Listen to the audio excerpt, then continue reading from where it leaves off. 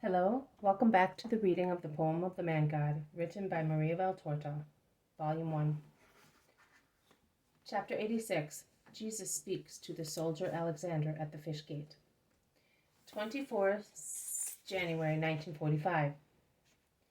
It is dawn once again, and once again there are long lines of donkeys crowding at the gate, which is still closed. Jesus is with Simon and John. Some traders recognize him and press round him. Also, a guard runs towards him when the gate is opened and sees him, and he greets him. "Hail, Galilean! Tell these restless people to be less rebellious.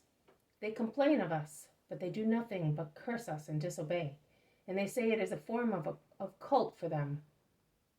What religion have they got if it is based on disobedience? Bear with them, my soldier. They are like those who have a guest in their house who is not wanted, but is stronger than they are. And they can only take vengeance with their tongues and by being spiteful. Yes, but we must do our duty, and so we have to punish them, and thus we become more and more the unwanted guest. You are right, you must do your duty, but do it always with humanity. You should always say, 'If I were in their position, what would I do?' You will then see that you feel pity for the subjects. I like to hear you speak. You are free from contempt and haughtiness. The other Palestinians spit at us and loathe us, unless they can skin us properly for a woman or some purchase. Then the gold of Rome is no longer loathsome. Men are men, soldier. Yes, and man is a bigger liar than a monkey. It is not pleasant, however, to be among those who are like snakes lying in wait. We also have homes, mothers, wives, and children, and our lives are dear to us. There you are. If everybody remembered that, there would be no more hatred. You asked, what religion have they? I will answer you, a holy religion, which prescribes as first commandment love for God and for our neighbor. A religion that teaches obedience to the laws, also of enemy countries. Because listen, my brothers in Israel, nothing happens unless God permits it. Also dominations, a misfortune without equal for a people. But if that people should examine itself in all fairness, almost always they should say that they brought on such misfortune by their way of living contrary to God. Remember the prophets. How many times have they spoken about that?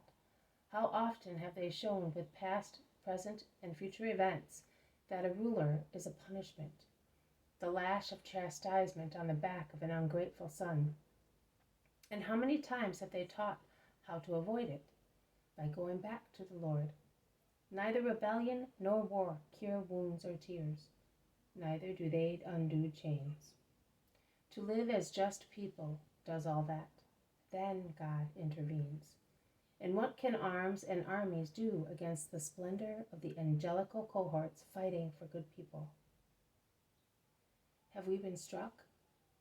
Let us deserve to no longer be so. By living as children of God, do not double your chains by committing new sins. Do not allow the Gentiles to think that you are without any religion or more pagan than they are because of your way of living. You are the people who received the law from God Himself. Respect it. Get the rulers to bow down before your chains, saying, "They are subjects, but they are greater than we are, of a greatness that is not based on numbers, money, arms, power, but on the fact that they come from God." Here shines the divine paternity of a perfect, holy, powerful God. Here is the sign of a real divinity. It shines through its children, and may they meditate on that and come to the truth of the true God, abandoning their errors. Everyone, even the poorest, the most ignorant amongst the people of God, can be a teacher to a Gentile by his way of living, and can preach God to the heathens by the deeds of a holy life. Go, peace be with you. Judas is late, and also the shepherds, points out Simon. Are you expecting someone, Galilean? Asks the soldier, who has listened carefully. Some friends. Come into the cool of the passageway. The sun is hot from the very early hours. Are you going to town? No, I am going back to Galilee. On foot? I am poor. On foot. Are you married? I have my mother. Also I. Come, if you do not loathe us as others do. Only sin disgusts me. The soldier looks at him, surprised and thoughtful. We will never have to interfere with you. Our swords will never be lifted against you. You are good. But the others. Jesus is in the half-light of the passageway. John is towards the town. Simon is sitting on a massive stone which serves as a bench. What is your name? Jesus. Ah, you are the one who works miracles also on deceased people. I thought you were only a magician. We have some too. A good magician, however, because there are some, but ours cannot cure sick people. How do you do it? Jesus smiles and is silent. Do you use magic words? Have you ointments of dead people's marrows, dried snakes, reduced to powder, magic stones, taken from the python's caves? None of that. I have only my power. Then you really are a saint. We have the haruspices and the vestals, and some of them work wonders, and they say that they are the most holy ones. But do you believe it? They are worse than the rest. Well then, why do you venerate them?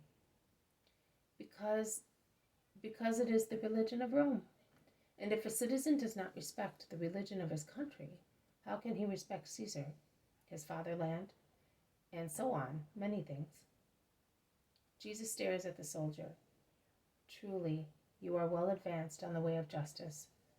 Proceed, O soldier, and you will get to know what your soul feels it has in itself, without being able to give a name to it. Soul, what is it? When you die, where will you go? Who knows? I don't know. If I die as a hero, on the funeral pyre of heroes, if I am a poor old man, a mere nothing, perhaps I will rot in my hole or on the side of a road. That is as far as your body is concerned. But where will your soul go? I don't know whether all men have a soul, or only those destined by Jupiter to the Elysian fields after a wonderful life, unless he takes them up to Olympus, as it happened to Romulus. Every man has a soul, and it is the thing that distinguishes men from animals. Would you like to be a horse, or a bird, a fish, flesh that dying is only rot? Oh no, I am a man. I prefer to be such. Well, what makes you a man is your soul. Without it, you would be nothing more than a speaking animal. And where is it? What is it like? It has no body, but it exists. It is in you. It comes from Him who created the world and goes back to Him after the death of the body. From the God of Israel, according to you, from the only one, eternal, supreme God, Lord and Creator of the universe. And also a poor soldier like me has a soul, and it goes back to God? Yes, also a poor soldier, and his soul will have God as a friend, if it was always good, or God as a punisher, if it was bad. Master, there is Judas with the shepherds and some women. If I am right, there is the girl we spoke of yesterday, says John. I am going, soldier. Be good. Will I not see you again? I would like to know. I will stay in Galilee until September. Come, if you can. At Capernaum or Nazareth. Anyone will tell you where I am. At Capernaum, ask for Simon Peter. At Nazareth, for Mary of Joseph. She is my mother. Come, I will speak to you of the true God. Simon Peter, Mary of Joseph. I'll come, if I can. And if you come back, remember Alexander. I belong to the Jerusalem century. Judas and the shepherds are already in the passageway. Peace to you all, says Jesus. And he is about to say more when a slender, smiling girl makes her way through the group and throws herself at his feet.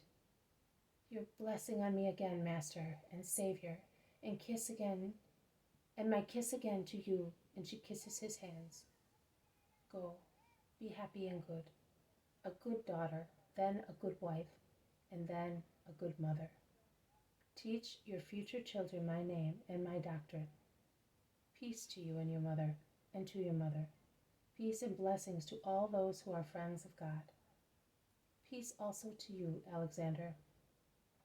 Jesus goes away. We are late, but some women besieged us, explains Judas. They were at Gethsemane and wanted to see you. We had gone there without knowing of them, to join you and come here together. But you had already gone away, and the women instead were there. We wanted to leave them, but they were more insistent than flies. They wanted to know so many things. Have you cured the girl? Yes. And have you spoken to the Roman? Yes. He has an honest heart, and he is seeking the truth. Judas sighs. Why are you sighing, Judas? Asks Jesus.